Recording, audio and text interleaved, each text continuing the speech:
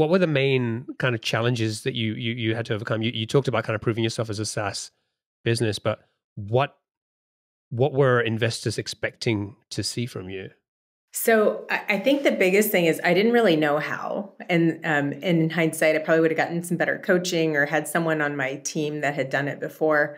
I always encourage founders to find a coach or find somebody that, like a mentor, to help them through the process.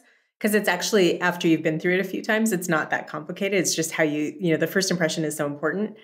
And I was so passionate about my team and the product that I was less focused on maybe some of the metrics that they cared about or other things, not because they didn't exist, but because I just wasn't, really clear on how to present them. So yeah, I mean, in terms of the metrics, there's always like the common words like how much traction do you have? Prove that you can still have this traction once you've spun out. We had all of that. That wasn't really a problem. It was probably more in how we presented it. And to be fair, I also don't look like a typical founder. And so I think that automatically creates a little bit of a barrier. What do you mean by that?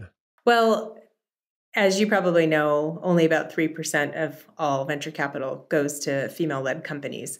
So already it kind of sets you apart, or it creates some sort of a bias that you may or may not really realize exists.